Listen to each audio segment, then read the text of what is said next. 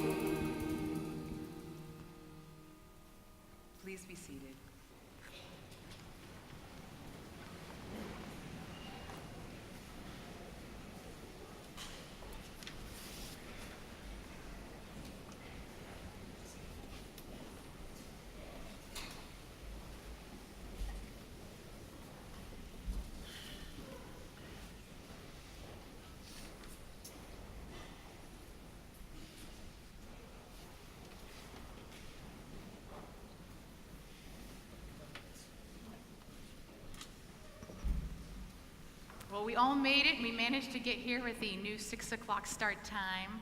The robocall worked for some of you. So people often say, Rosh Hashanah, it's really early this year. Or they say, Rosh Hashanah, it's late this year. But this year, it's right on time. Because the Giants game is over and the Jets don't play till tomorrow night. So you can fully concentrate. You're welcome. I really look forward to this year, to starting off the holidays. I look forward to it all year long. The bringing together of our community, all of us in one place, together with our virtual community extended all across the globe. It's an especially beautiful thing, and it feels especially needed for us this year, where the world feels particularly divided and polarized. So here we have this opportunity to come together, to remember our shared values, to connect to a timeless tradition, to remind us of our better selves. The more and more people get intractable in their positions, the more I feel like we need a holiday that reminds us that change is possible. Rabbi Nachman of Bratslav takes the words Rosh Hashanah and plays with the words in Hebrew and says we should say Shaneh et HaRosh, which means change your head. So here we are at the head of the year. with the possibility of maybe thinking about some things a little differently. So let's do that here together with all of you and with our virtual community.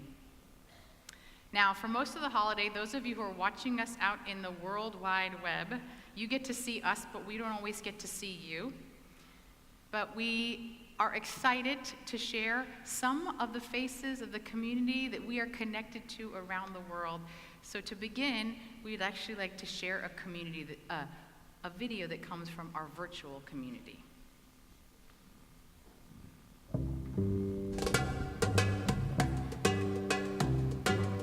Shana Tova from Maryland. From Muskegon, Michigan. From Boise, Idaho. Shana Tova from Minneapolis, Minnesota. From Kings Park, New York. Shana Tova, Central Synagogue. Shana Tova from India. From Santa Barbara, California. From Brazil. Shana Tova from Phoenix, Arizona. From Amherst, Massachusetts. From the Netherlands. From Copenhagen. Ljubljana, Slovenia. Shana Tova, y'all, from Jackson, Mississippi. From Manchester, England.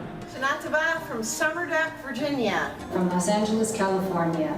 Celebrating the New Year with Central Synagogue makes us feel so fortunate. It makes me feel I've come back home. I love being part of the Central Synagogue community. I feel myself welcome. Part of a wonderful extended family. It reconnects me to my youth. It makes us feel part of the community. With other Jews from all over the world. Because it's diverse, inclusive. Part of one big family. Shana Tova. Shana Tova to everybody. Shana Tova, Copenhagen. I hope you have a wonderful New Year. Feliz Ano Novo do Brasil. Happy New Year to everybody. Shana Tova ma'odu Indian na puduwet serasimsek. We love Central. Shana Tova umetuka. Happy New Year! Feliz año! Yay!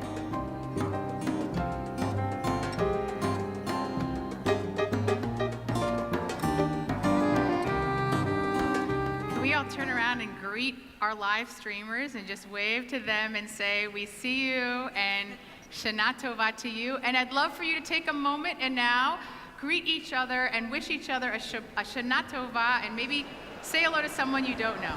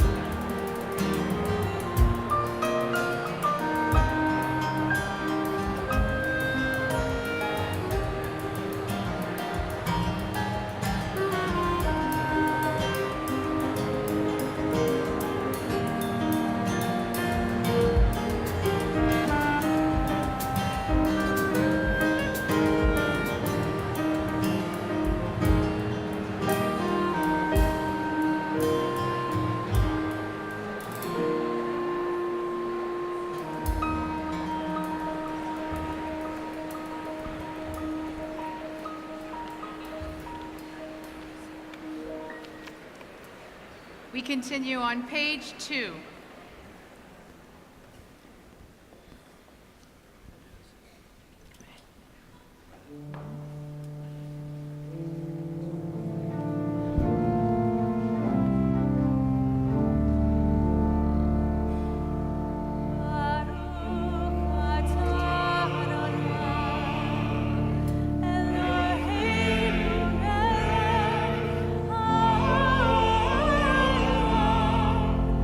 Oh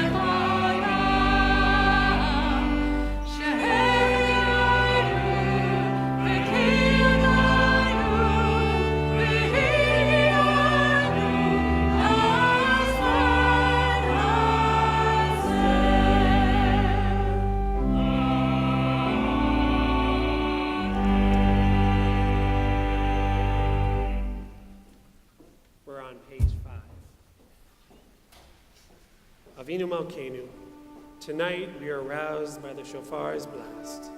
We awaken to the world's rebirth and rejoice in the earth's bounty.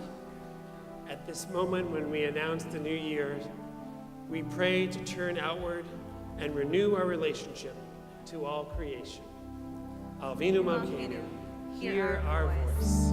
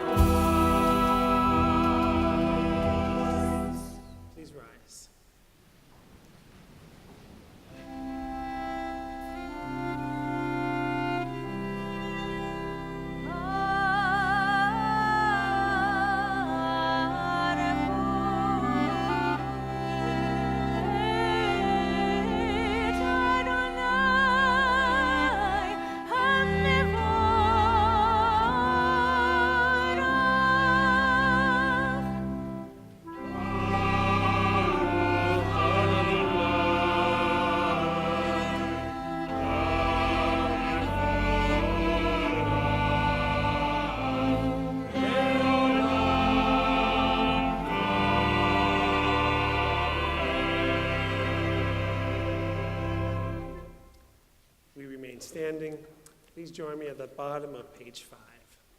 Blessed are you, eternal God, from whom the evening flows. We find you in the mysteries of time, the passage of seasons, the night sky and all its wonders. You roll light away from darkness and darkness from light, causing day to pass and twilight to fall. Baruch atah Adonai, Hama'ariv Aravim.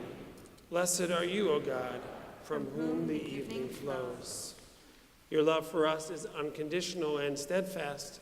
Your gift of Torah guides us towards goodness. Throughout the days and seasons of our lives, we strive to understand its teachings. We rejoice in the wisdom that enriches our lives. Baruch atah Adonai, Ohev Amo Yisrael. You are blessed, O God, who loves this people Israel. Avinu Malkeinu, tonight we are drawn together as Jews. We are united through the love that you have bestowed upon us and our ancestors. O God, as we sing of your oneness, we turn toward each other and deepen the bonds of our community. Avinu Malkeinu, give strength to your people Israel.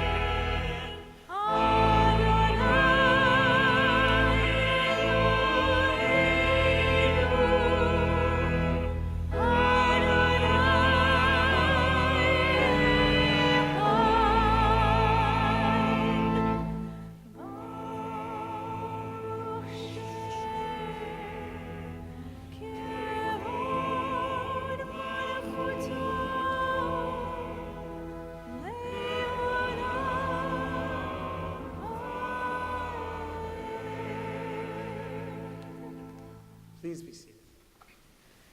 ואהבת את אדוני אלוהיך בכל לבבך ובכל נפשך ובכל מאודך והיו הדברים האלה אשר אנוכי מצווך היום על לבבך ושיננתם לבניך ודיברת בם בשבתך בביתך ובלכתך בדרך ובשוכבך ובקומך וקשרתם לאות על ידיך והיו לטוטפות בין עיניך וכתבתם על מזוזות ביתך ובשעריך למען תזכרו ועשיתם את כל מצוותיי והייתם קדושים לעולמכם אני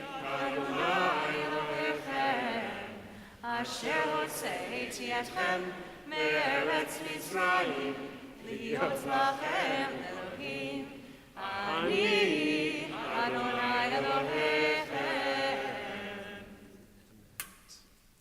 In preparation for Michamocha, the song that our ancestors sung as they became a free people, our cantor will help us sing and pray words which are not found in our prayer books.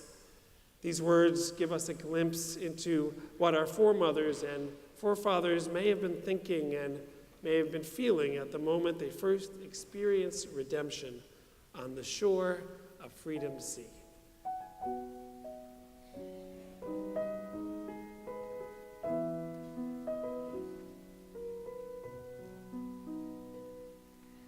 Standing on the parted shores of history, we still believe what we were taught. Before ever we stood at Sinai's foot, that wherever we go, it's eternally Egypt. That there's a better place, a promised land, and the winding way to that promise passes through the wilderness. That there's no way to get from here to there except by joining hands, marching together, singing la ya la la ya la la la ya ya la la la la ya la la ya la la ya la ya la ya la la la. Mi chamocha ba'elim Adonai, mi chamocha nedar b'kodesh, tehilot osefet. Malchutecha ra'u banecha, bokei hayam lifnei Moshe uMiriam. Zeili anu ve'amiru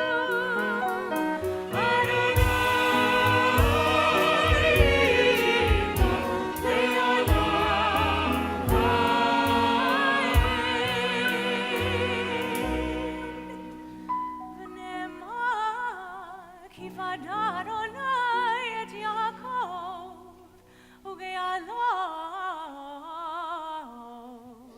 מיד חזק ממנו ברוך אתה אדוני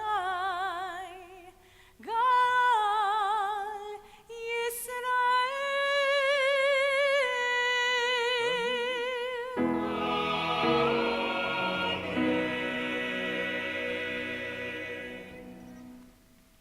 It's a privilege to invite up to our bima our cantor emeritus, Dick Botten.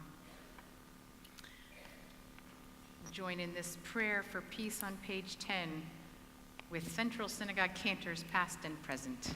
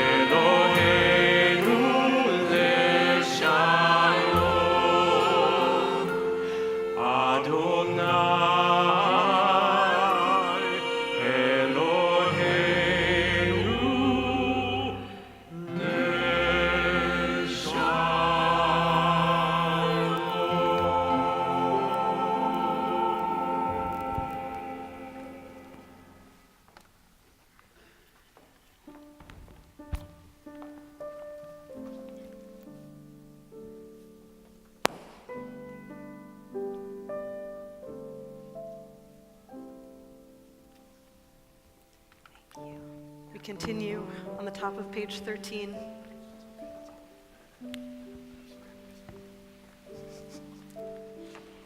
Avinu Malkeinu, tonight we keenly feel the passage of time. We are grateful for the moments that fulfill us, sobered by the moments that pain us.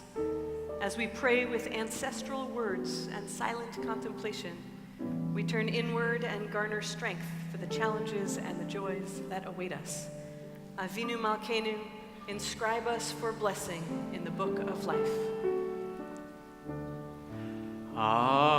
Avinu Malkeinu, kotvenu besefer chaim tovim. Avinu Malkeinu, inscribe us in the book of life. In the book of life. In the book of life. Avinu Malkeinu, inscribe us in the book of life. As we pray the familiar words of tefillah, we'll come upon the words that we add in during these high holy days, asking God to inscribe our names, in fact, in the book of life. We tuck them in here, maybe so that God will hear, but maybe also for us, to fill our mouths with words that remind us that we only get this one life.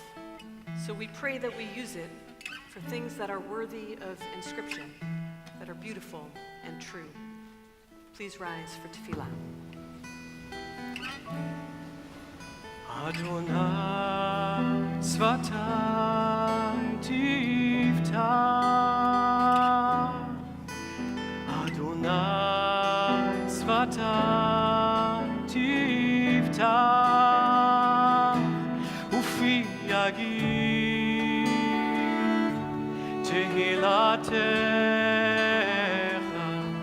ופי יגיד תהילתך. אדוני שפתי תפתח, אדוני שפתי תפתח, ופי יגיד תהילתך, ופי יגיד תהילתך.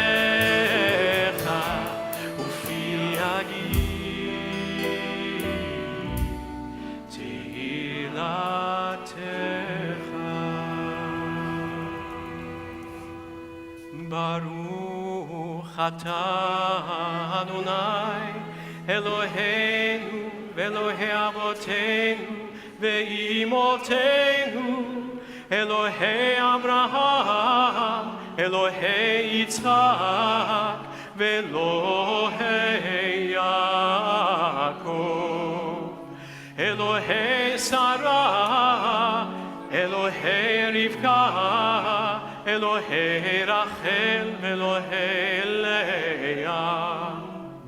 האל הגדול, הגיבור והנורא, אל עליון, גומל חסדים טובים, וקונה הכל, וזוכר חסדי אבות ואימהות, ומביא גאולה לבני בניהם, למען שמו באהבה.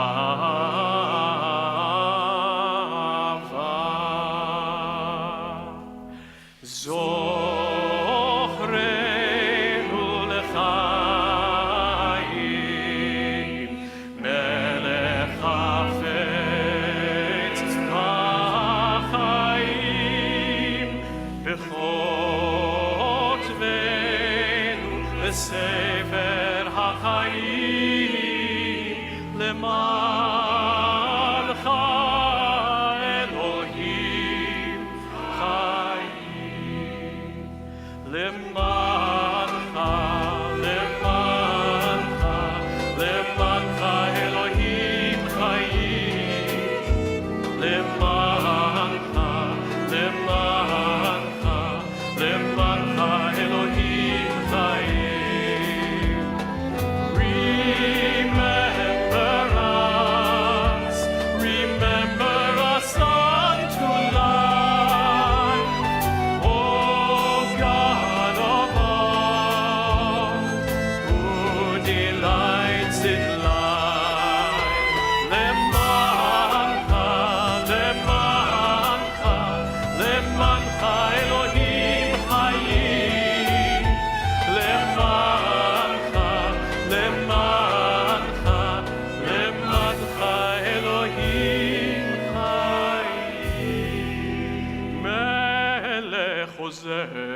מושיע ומגן, ברוך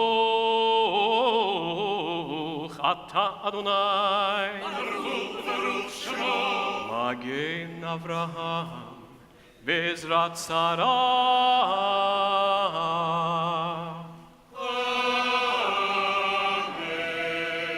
אתה גיבור לעולם אדוני, מחיי הכל אתה רב להושיע, מכלכל חיים בחסד, מחיי הכל ברחמים רבים, סומך נופלים ורופא חולים, ומתיר אסורים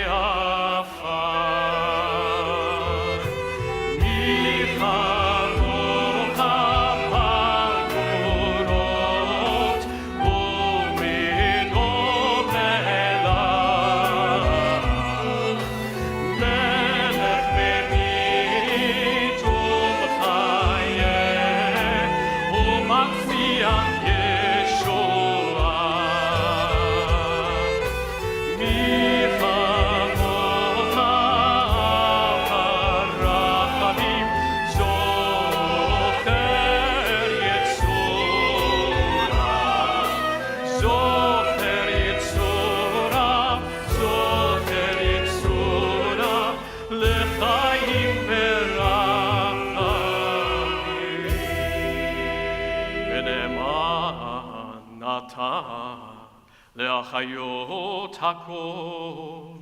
ברוך אתה אדוני מחיי הכל.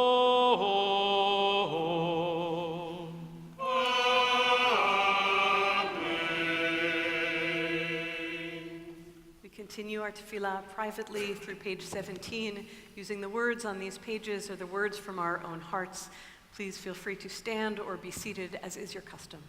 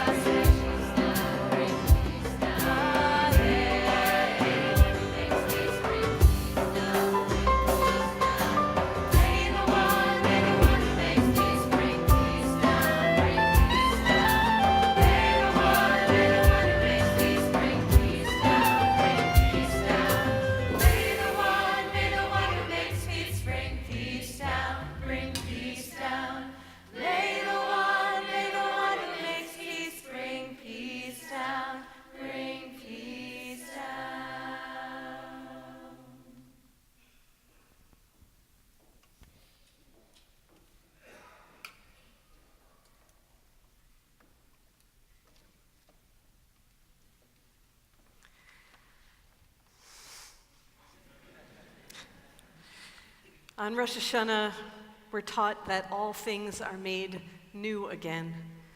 We're supposed to try a new fruit that we've never tried before. We're supposed to try to wear a new article of clothing that we've never worn before. We're even supposed to try to see each other with new eyes.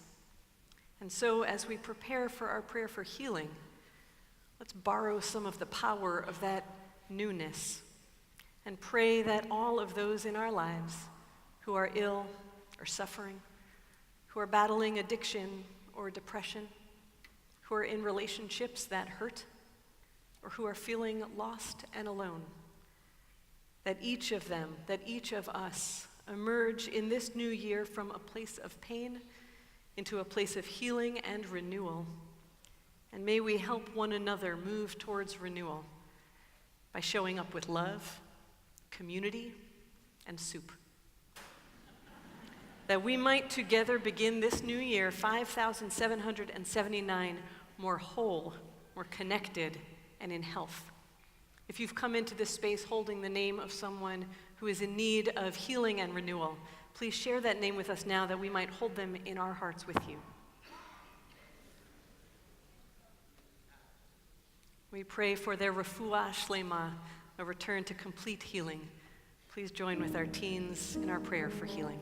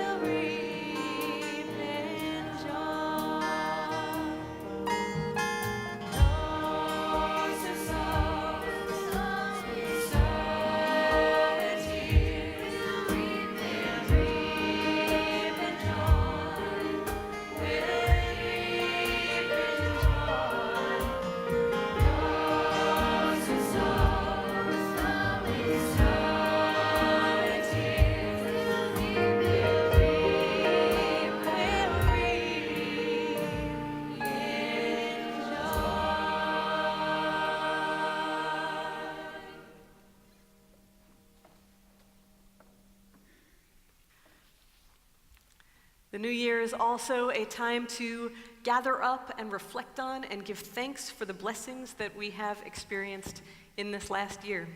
And so in order to celebrate all of these joys, I'm going to offer some examples of what some of these high points or blessings, simchas, might have been.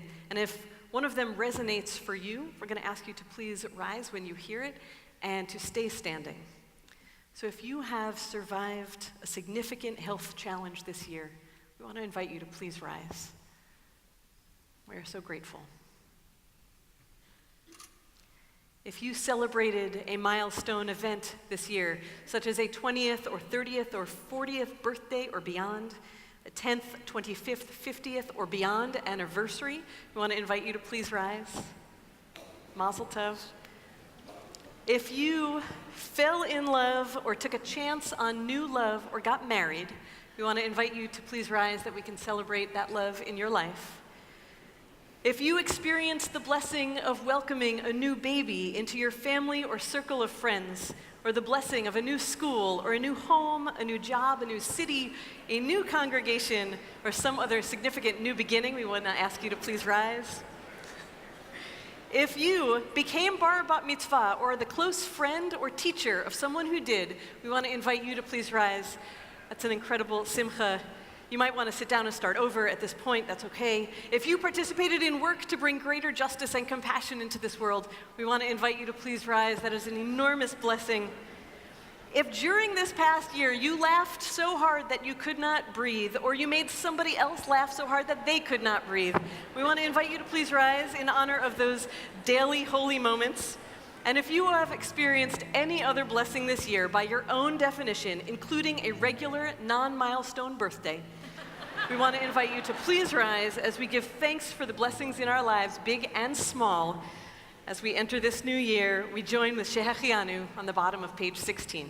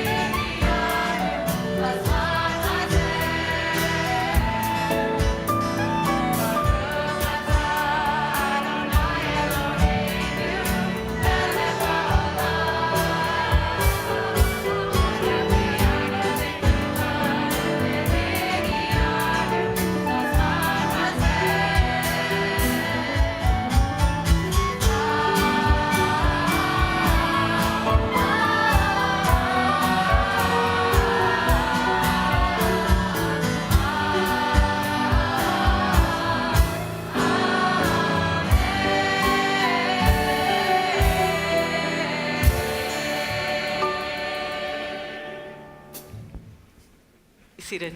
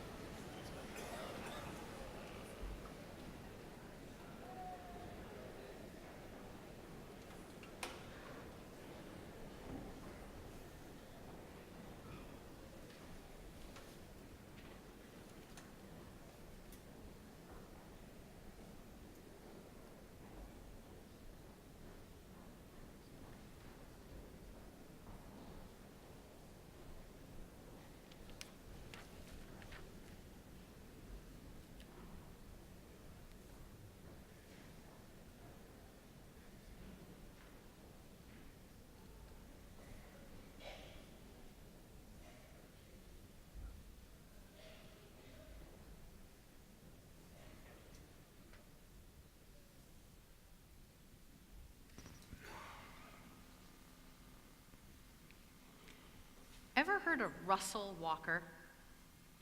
He proclaimed God is a white supremacist and that all Jews descend from Satan. Who is Russell Walker? Well, he's the Republican candidate for a seat in the North Carolina State Legislature. Steve West hosts a YouTube channel where he said, "Looking back at history, unfortunately, Hitler was right." West speaks of Jewish cabals that are harvesting baby parts from Planned Parenthood. He recently won the Republican primary for a seat in the Missouri House of Representatives. John Fitzgerald posted a reward online for $2,000 to anybody who can prove that the official Holocaust narrative is true. He will be a Republican candidate for the California House of Representatives. Ilhan Omar is already a Democratic state representative in Minnesota and nearly certain to win a U.S. congressional seat this year. She tweeted, quote, "Israel has hypnotized the world. May Allah awaken the people and help them see the evil doings of Israel," end quote, which she described as an apartheid regime. These are real candidates who aspire to run our country. ADL reports that there are more people running for public office who express anti-Semitic views than ever before. And beyond politics, a recent ADL study reported a near 60% increase in harassment, vandalism, and assault of Jews and Jewish institutions in 2017, the largest single increase on record. Now, I try not to be an alarmist, even though we Jews are conditioned to be. You've heard the classic Jewish telegram. It reads, "Start worrying, details to follow." But as I've witnessed, the recent increase in anti-Semitism, the ugliness unearthed during the last presidential election, the desecration of Jewish cemeteries, the Unite the Right March in Charlottesville, the increasing vilification of pro-Israel students on college campuses, I'll admit that I am quite alarmed and felt that I had to speak about it tonight. Anti-Semitism never exists in a vacuum. The tolerance for anti-Semitism goes hand in hand with a tolerance for hatred of all kinds. And if we Jews are not going to pay attention to its dangers, who will? Our tradition calls Rosh Hashanah Yom Teruah, the day for the sounding of the shofar. And the Hebrew word teruah comes from the verb hitriah, which means to warn. A traditional role of the shofar in ancient Israel was to warn our people of danger. Our shofar call this year must do the same. If you've been listening, you've already heard the warning blasts coming from Jewish communities in Europe. Western Europe has seen a terrifying outbreak of violent anti-Semitism. In France alone, 12 people have been murdered just because they are Jews. In England, the Labour Party has acknowledged it has an anti-Semitism problem. But its leader, Jeremy Corbyn, has only amplified anti-Semitic comments and Holocaust denial. Corbyn's recent attempt to legislate that it was not anti-Semitic to liken Israel or its policies to Nazi Germany or to call Zionism racism, it scared the British Jewish community enough that ultra-Orthodox rabbis were willing to sign the same petitions as female rabbis. Just last week, that's bad. Yeah. Just last week in Germany, an angry mob led by hundreds of neo-Nazis were joined by over 8,000 ordinary citizens, which signifies a frightening normalization of their anti-immigrant and anti-Semitic rhetoric. Last spring, a group of rabbis spoke with Simone Radin Ben-Zaken, the director of AJC Europe, about the shifting landscape for European Jews, and I asked if she had any words of advice for us.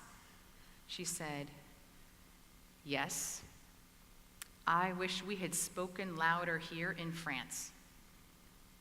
We felt we were too powerful and well-connected for this to be a real threat. We all wasted a lot of time."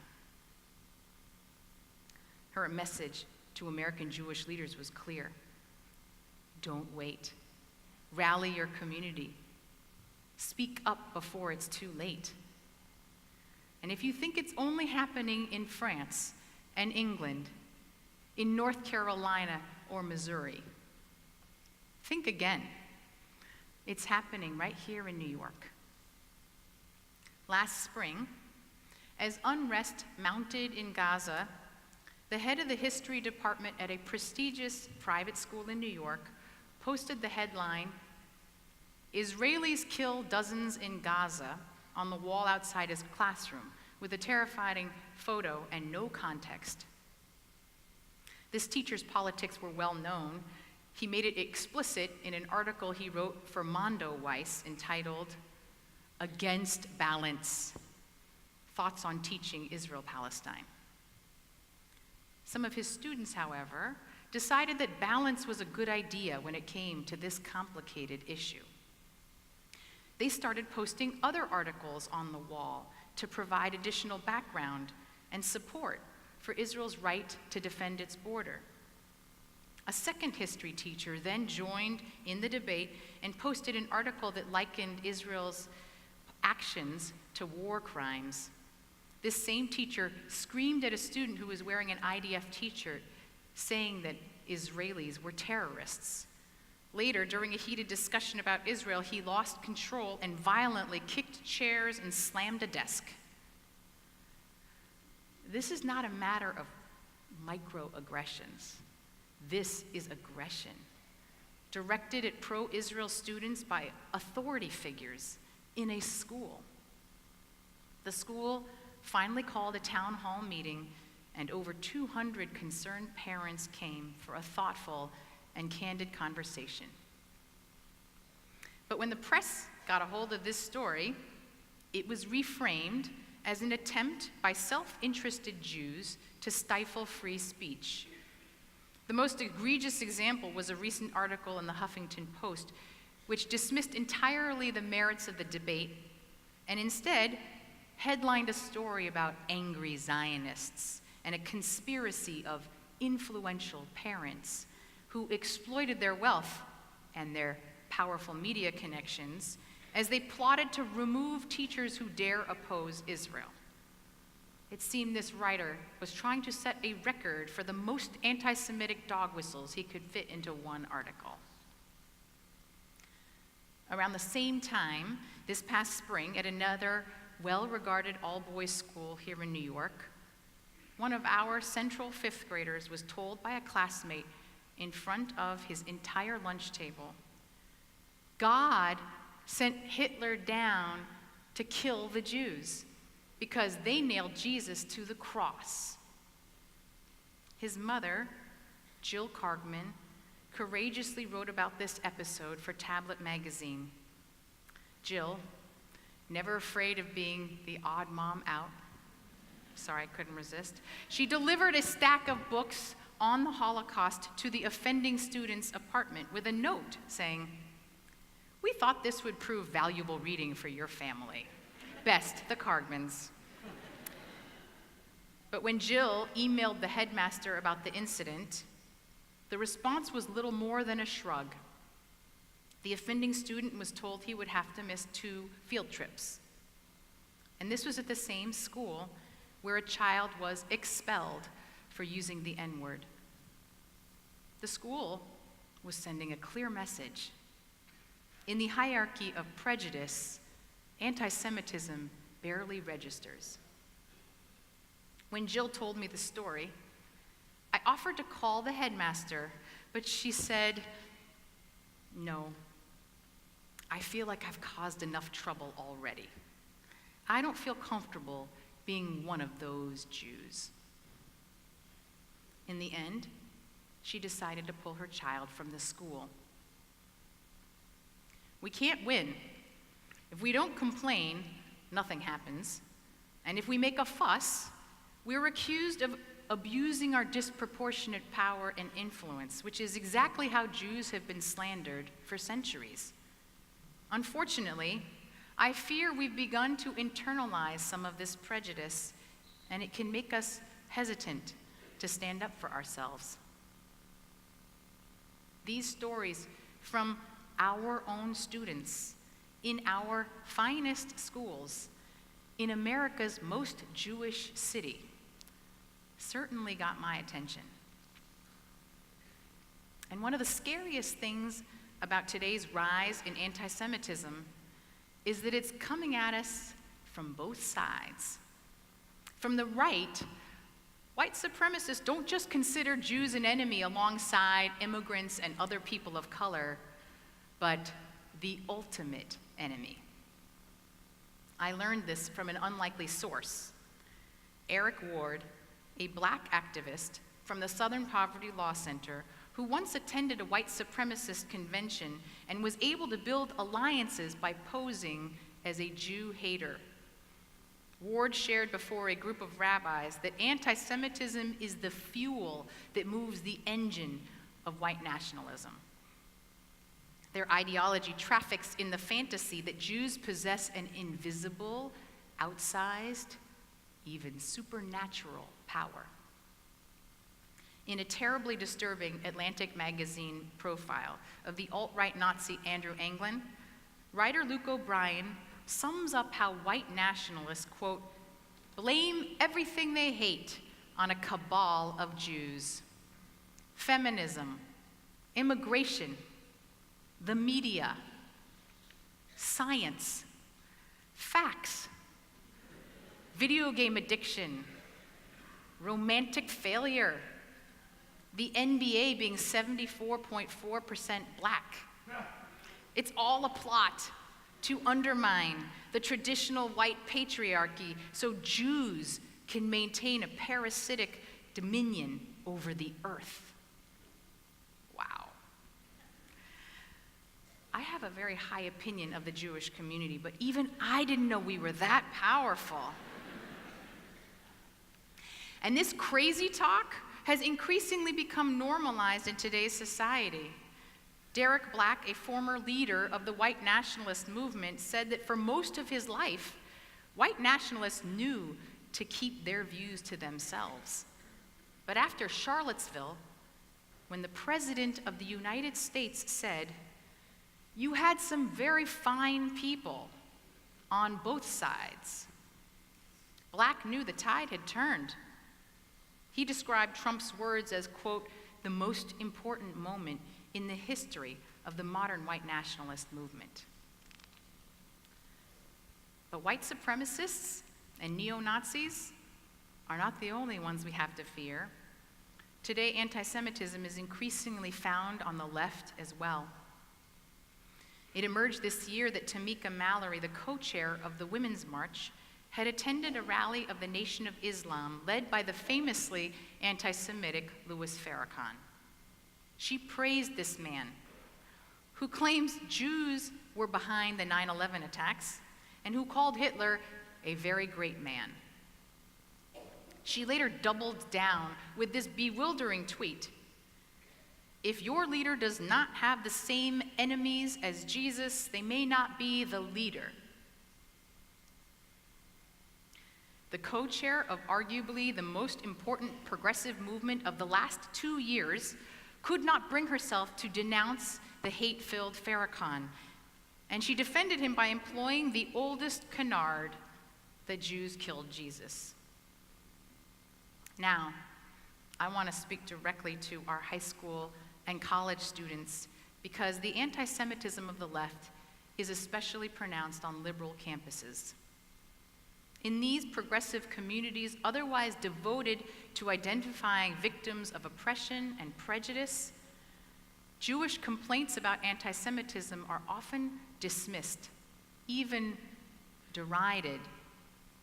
My friend Professor Deborah Lipstadt from Emory University shared with me the galleys of her upcoming book on anti-Semitism, which should be required reading for all of you.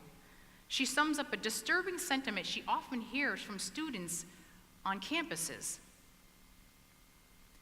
Jews are always playing the Holocaust card. Suffering?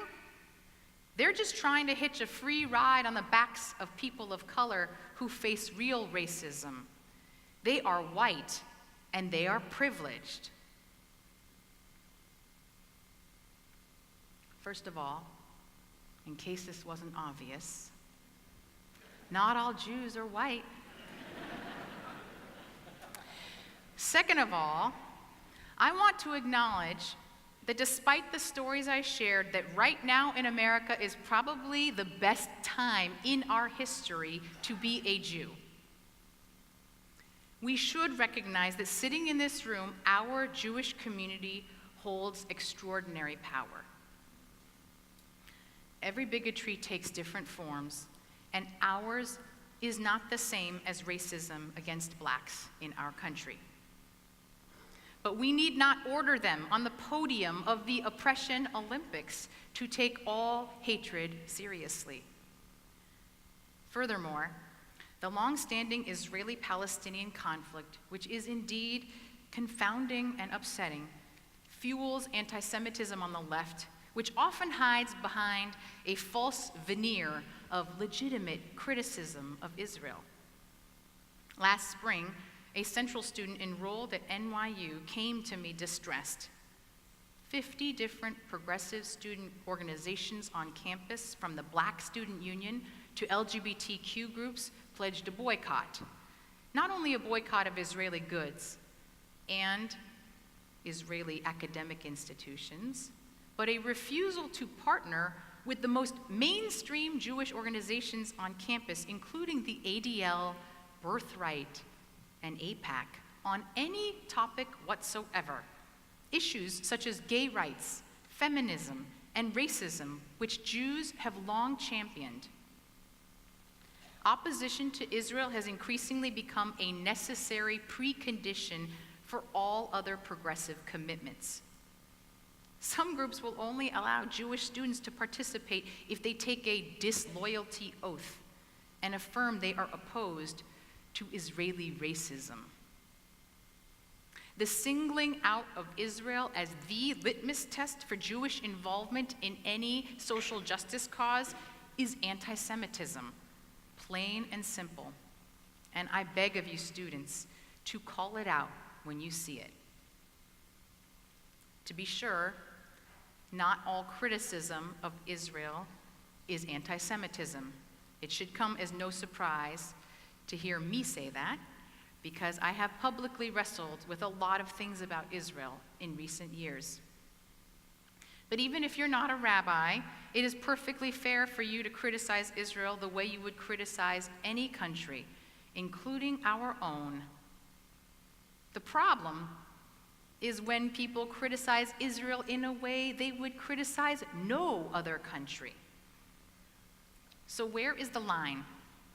To help, I want to share a 3D test conceived by Natan Sharansky and adopted as part of the U.S. State Department's own definition of anti-Semitism to help you recognize when Israel criticism is really just dressed up anti-Semitism. The 3 Ds are delegitimization, double standards, and demonization. When people deny only the Jewish people's right to self-determination, when they characterize a return to our homeland of 3,000 years as a racist, white colonialist endeavor and call into question Israel's very right to exist, this delegitimization is anti-Semitism. When the UN Human Rights Council calls out Israel for fully half of its condemnations, human rights condemnations, more than the resolutions against the horrific regimes of Syria and Iran and North Korea combined, this double standard is anti-Semitism. When the Israeli Defense Forces are characterized as terrorists or Nazis, wantonly killing Palestinians in a genocide, this demonization is anti-Semitism. At this point, I'm guessing that my true warning call has left many of you looking over both of your shoulders with distress. But I'm also guessing that you've already determined that one side is much worse than the other. Be honest. Were you more outraged that Tamika Mallory refused to denounce Farrakhan, or were you more outraged by Trump's inability to flatly denounce the white supremacists after Charlottesville? Are you making excuses for one of them? In order to be principled in this fight, we must be willing to call out the anti-Semitism on our own side of the aisle. It's easy to convince ourselves that the one on our side exists only at the powerless fringe, or that it's outweighed by more important ideological alliances. But we have to be as intolerant of anti-Semitism from our political allies as from our foes. Journalist Yair Rosenberg recently said to me, "Fight anti-Semitism where you are, not just when it's politically expedient. It's more credible and more effective." To fight anti-Semitism, we must also resist our understandable desire to leave when we feel we're not wanted. It's not easy to sit at a table or engage when we feel under attack. But we must stay in it. Stay in the conversation about Israel. Stay in the fight for pluralistic causes, because Jews have always been on the forefront against oppression of all kinds. And when others don't invite us to the table, perhaps we have to be willing to invite them to ours. I mentioned earlier the former white nationalist leader Derek Black. He was David Duke's godson, and his father was the founder of Stormfront, the largest white nationalist website in the country. Following in his father's footsteps, Derek started his own white supremacist radio show. And he was a rising star, the heir apparent of the white nationalist movement. But when he went to a small liberal arts college in Florida, he saw that his views were unaccepted, and he tried to go undercover. When his identity was discovered online, he was completely ostracized at the school. No one would speak to him. except for one Orthodox Jew who invited him to his Shabbat table every week. And little by little, Black changed his mind. Not only renouncing his anti-Semitic views, but also his racism and hatred for homosexuals. When he first wrote about his transformation online, his father had thought that his email had been hacked. But when he realized it was genuine, his father renounced him publicly, as did David Duke.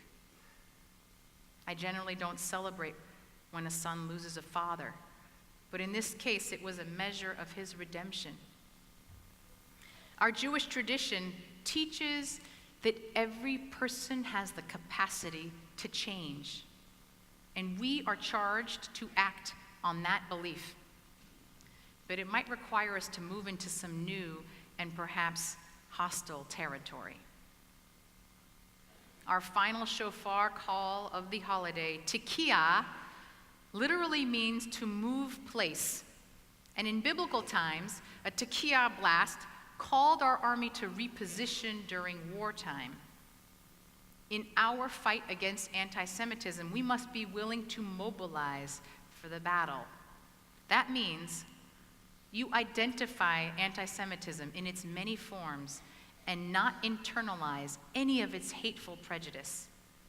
It means that you call anti-Semitism out, not only on the other side of the political spectrum, but with allies, sometimes with teachers, even friends. It means that you defend the right for Jewish self-determination and don't apologize for the existence of the state of Israel. It means you take some risks to get to know someone you might detest in order to change his hate. It means you stay at the table with self-respect, never forgetting who you are, a Jew. Jews have been fighting anti-Semitism for centuries. Each generation must learn to fight what is the oldest and most adaptive hatred in history. It has been tragically devastating at times. Only 75 years ago, 1 out of every 3 Jews on the planet was murdered from anti-Semitic hatred. But we are still here. And maybe more miraculous is that we Jews have not only survived, but thrived and succeeded and contributed to the world in beautiful and in extraordinary ways. We should feel great pride. So let us stand up for ourselves. Let us stand against hatred of all kinds. Let us stand for the human capacity to change. This is who we are. On this Yom Teruah, this day for the sounding of the shofar, we conclude with a powerful Tekiah. This is our call to move. This year, let us heed that call.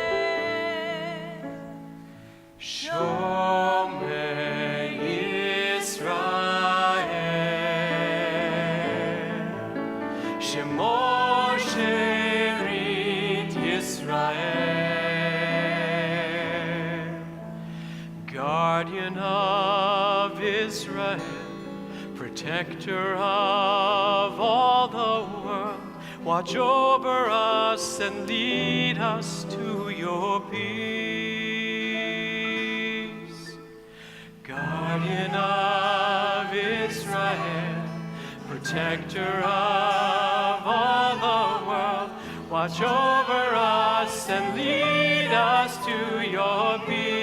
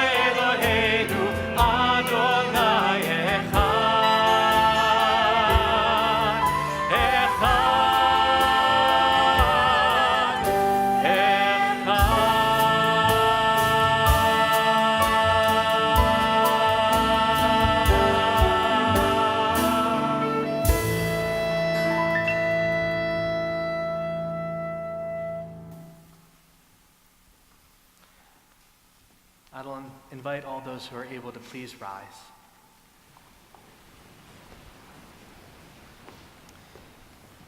That's beautiful. Thank you. We turn to page 18.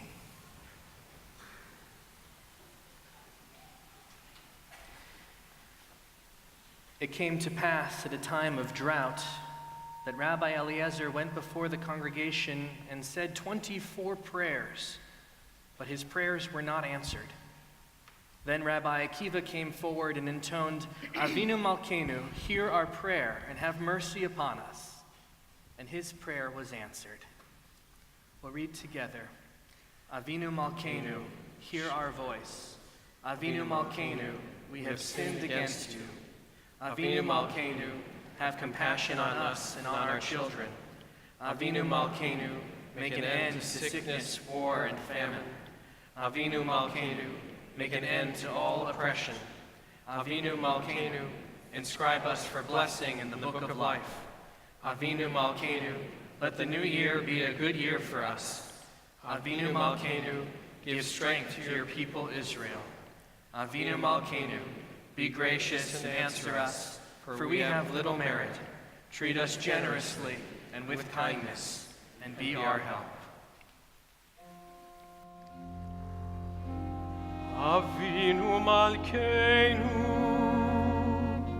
Shema Koleinu. Avinu Malkeinu, Chatanu lefanecha. Avinu Malkeinu,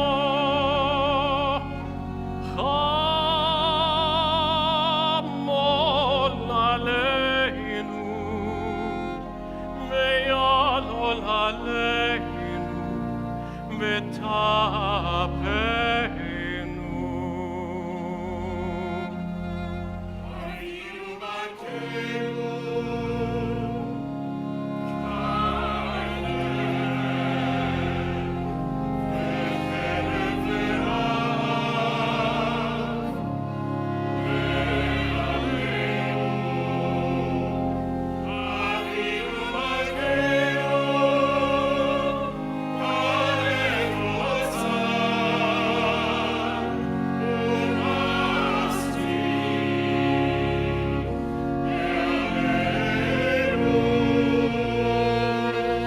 Avinu Malkeinu,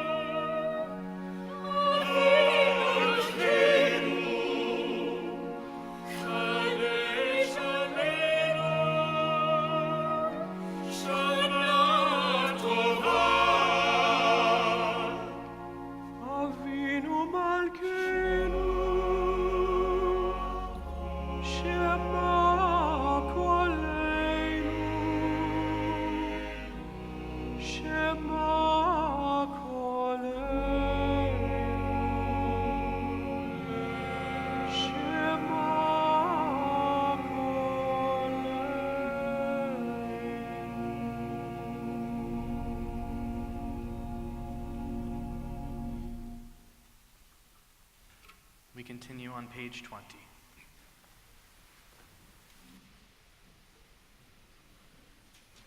עלינו לשבח לנו הכל, לתת גדולה ליוצא בראשית, שלא עשנו כגויי הארצות, ולא ספרנו כמשפחות האדמה, שלא שם חלקנו כהם, וגורלנו ככל עמונה.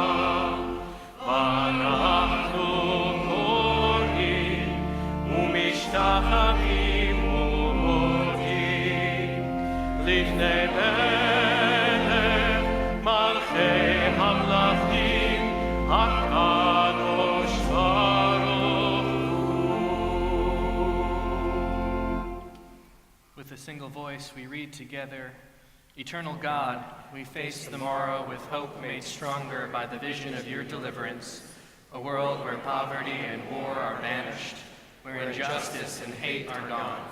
Teach us more and more to respond to the pain of others, to heed your call for justice, that we may bring nearer the day when all the world shall be one. On that day the age-old dream shall come true. On that day, O God, you shall be one, and your name shall be one.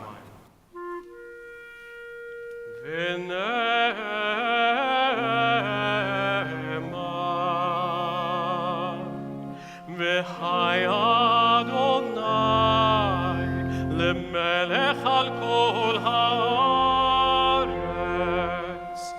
bayom hahu bayom hahu yeh Adonai echad u'shemo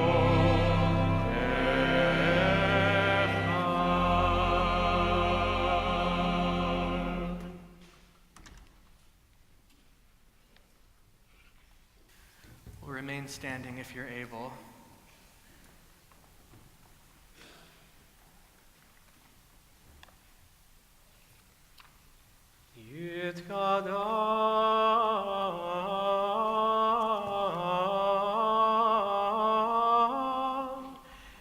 Yitkadash Shemei Rabbah.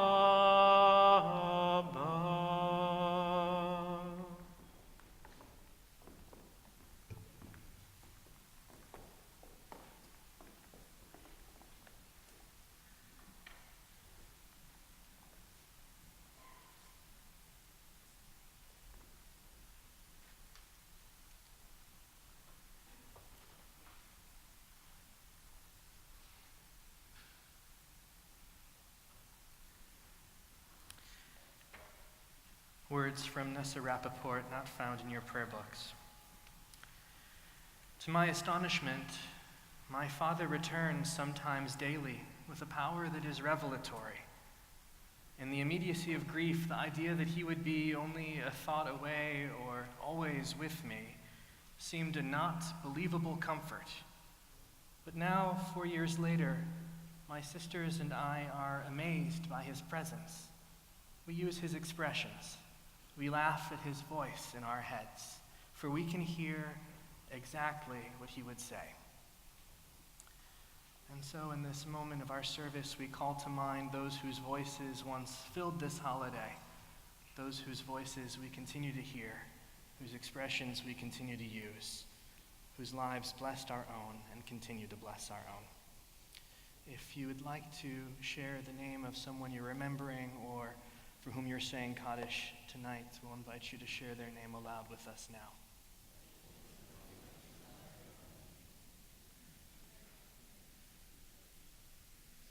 Zichronam livracha. Their memories are an abiding blessing with us as we read together words of Kaddish Yatom, Mourner's Kaddish. Yid Kadal v'Yid Kadash Shemei Rabbah Be'alma Divrach V'Rkei Be'almich Malchutei V'chai Echon V'yom Echon V'chayei D'chol Beit Yisrael Agalach V'zman Kariv V'yimru Amen Yehei Shmei Rabbah V'varach Le'olam U'amei Amaya Yitvarach V'yishtabach V'yitba'ar V'yitromam V'yitnaseh V'yitadar V'yitaleh V'yithalal Shmei D'kusha V'yichu Leila Min Kol Birchata V'shirata Tushbechata V'nechemata Na'amiran V'alma V'yimru Amen Yehei Shlama Rabbah Min Shemaya V'chaim Aleinu V'al Kol Yisrael V'yimru Amen Osei Shalom B'mromav Uya Asei Shalom Alleluia, Kol Israel, Yidru. May the one who creates peace on high bring peace to us and to all who mourn, as we say together, Amen.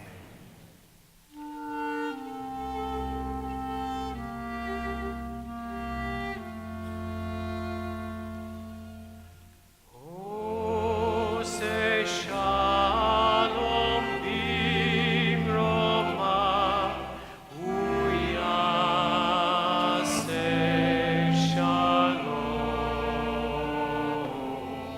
Aleinu ve'al kol Yisrael,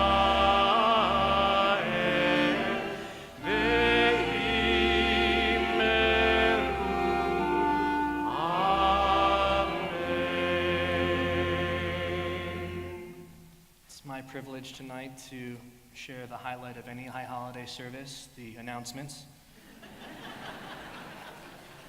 Tomorrow morning, we have services in the sanctuary here, and also in David Geffen Hall, and at our 54th Street location.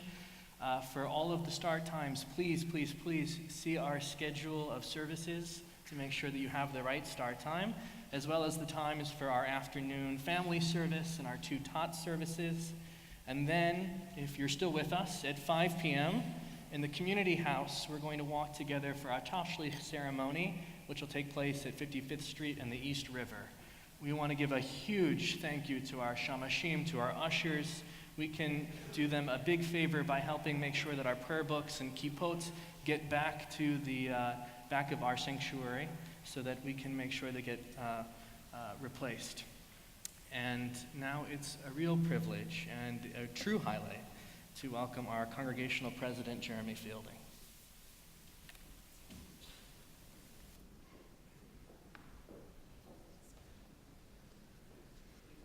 Please be seated.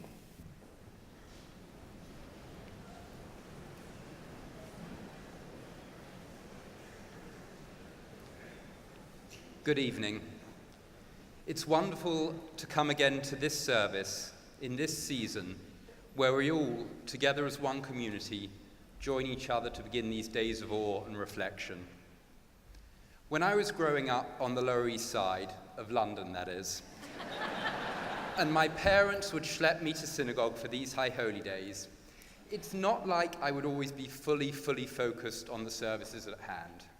And so I would often find myself looking through our Machzor, our High Holy Day prayer book, for one particularly meaningful Hasidic story regarding our lives. It goes something like this. There was once a king who owned an enormous and very beautiful diamond. Every day he took the stone from its jewel-encrusted box and looked at it with awe as the gem transformed sunlight into a magnificent, shimmering kaleidoscope of color. It made him very happy. One day, the king accidentally dropped the jewel. It grazed the side of its box, fell heavily to the floor on the throne room. Picking it up, the king saw a large, jagged scratch down the front of the stone. Horrified, he immediately called upon his royal jewelers to repair the gem, but they were unable to do so. No drilling and filling there. The king called upon all the other master jewelers from lands near and far, but none were able to make the flaw disappear. Finally, a pauper appeared at the palace and asked for an audience. The anguished king demanded of the pauper, "Are you telling me, unlike the best jewelers throughout the world, that you can make this scratch go away?" "No," she replied, "but I promise you I can make it more beautiful than before." The king and his advisors were wary at first, but then, realizing they had nothing to lose, invited the pauper to proceed. She retreated into a cell and, after working for an entire week, emerged and handed the king his diamond box. Sitting upon his throne, the king opened the box, smiled with delight, and held up the jewel for all to see. The pauper had not removed the jagged line at all. Instead, she had etched the petals of a rose onto one end of it, leaving the scratch as the stem of the beautiful flower. So we come here tonight to this place, at this time, with our own new scratches and imperfections from the past year. In these high holy days, let us be our own paupers before the ark and use our reflections, our words, our prayers, and our deeds to carve our own rose petals and create more beauty and meaning than before. Shana Tova to you and your families.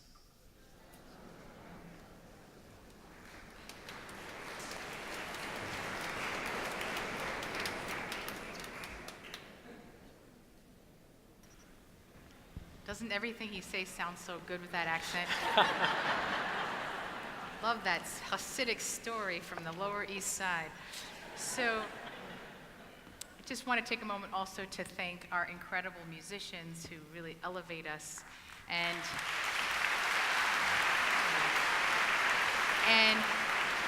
I think really for me, the emotional high of the service, even more than the announcements, Ari, was our teen choir. They were extraordinary and lifted us up. So thank you to them.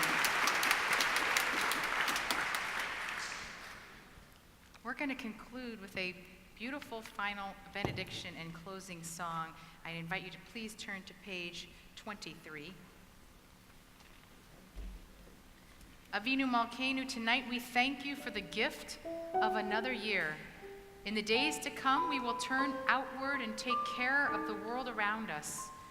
We will turn toward each other and foster peace within the human family.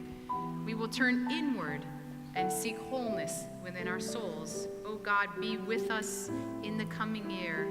Avinu Malkeinu, let the new year be a good year for us. Please rise. Avinu Malkeinu, Chadesh Aleinu Shana Tova.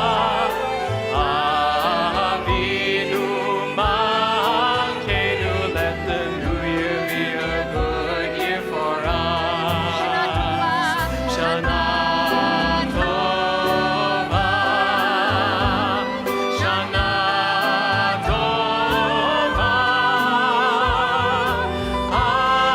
Avinu Malkeinu, Shana Tova. יהי רצון מלפניך, אדוני אלוהינו, אבותינו ואמותינו, שתחדש עלינו ועל כל בית ישראל את השנה הזאת, שנה 5779, לחיים ולשלום, לששון ולשמחה, לישועה ולנחמה, ונאמר, Amen. May it be your will, eternal our God, God of all generations, that the year 5779 bring to us and the whole house of Israel life and peace, joy and exaltation, redemption and comfort. And let us say, Amen. Shana Tova. Shana Tova.